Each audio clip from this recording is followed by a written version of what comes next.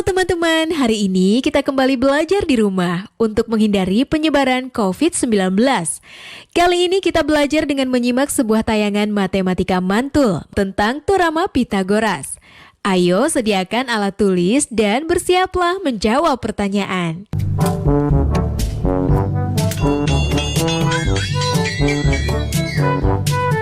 Ilman, datang juga kamu. Iya, sorry ya, telat. Ini aku siapin nih bahan-bahan bikin layangan. Mana? Nih. Ini kamu potong ya, jadi 4 bagian nih. Yang dua 42 cm, yang dua lagi menjadi 48 cm. Oke.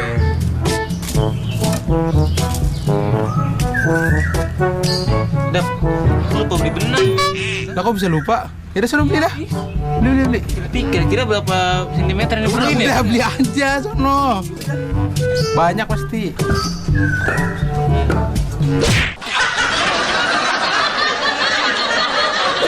Halo sahabat edukasi, bagaimana? Kapan terakhir kali kalian main layang-layang? Atau membuat layang-layang sendiri gitu?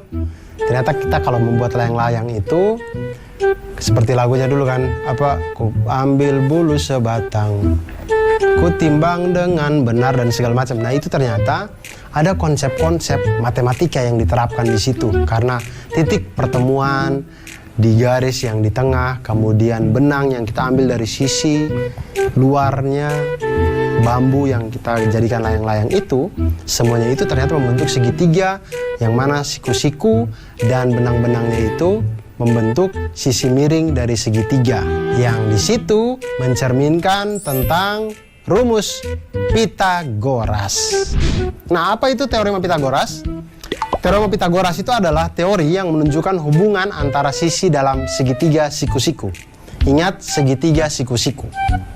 Jadi bunyi teorema Pitagoras itu adalah pada segitiga siku-siku berlaku kuadrat sisi terpanjang adalah sama dengan jumlah kuadrat sisi penyikunya. Atau kuadrat sisi miring itu sama dengan jumlah dari kuadrat sisi siku-sikunya. Nah, seperti terlihat pada gambar, sisi miringnya itu C, lalu sisi siku-sikunya itu ada A dan B. Maka sesuai dengan rumus Pitagoras didapatkan bahwa C kuadrat sama dengan A kuadrat ditambah dengan B kuadrat. Atau C sama dengan akar dari A kuadrat ditambah dengan B kuadrat. Hal yang sama bisa kita lakukan dengan yang lain, jadinya dengan hubungan itu kita bisa lihat bahwa A kuadrat sama dengan C kuadrat dikurangi dengan B kuadrat, atau A sama dengan akar dari C kuadrat dikurangi dengan B kuadrat. Hubungan ini juga kita bisa gunakan untuk mencari sisi B, di mana B kuadrat sama dengan C kuadrat dikurangi dengan A kuadrat, atau B sama dengan akar dari C kuadrat dikurang dengan A kuadrat. Nah, dengan menggunakan teorema Pitagoras kita dapat menentukan panjang sebuah sisi pada segitiga siku-siku jika panjang dua sisi yang lainnya diketahui, atau kita bisa menentukan panjang sisi yang lain ketika dua panjang sisi yang lainnya diketahui. Nah, sekarang kita lihat ke masalah dari teman-teman kita tadi. Mereka ingin membuat layang-layang. Layang-layang itu ada dua rusuk paling tidak yang kita buat untuk bambunya itu kan, bambu panjang begini kita ikat di sini di tengahnya. Sekarang benang-benangnya ini yang mengelilinginya ini ditanya, kalau bambu yang panjangnya 48 cm menjadi dua bagian sama panjang, sedangkan bambu berukuran 42 cm terbagi menjadi 10 cm dan 32 cm. Pertanyaannya adalah, berapa banyak benang yang dibutuhkan untuk membuat layang-layang tersebut? Maka seperti yang sudah-sudah, kita kumpulkan dulu yang kita ketahui. Kita ketahui bambu panjangnya 48 cm, dua bagiannya sama panjang, berarti ini bambu yang menjadi sayap nih. Makanya panjangnya sama. Kemudian ada lagi bambu berukuran 42 cm terbagi menjadi 10 cm dan 32 cm. Ini berarti bambu yang di tengah. Yang 10 cm yang biasanya di atas, 32 cm yang di bawah.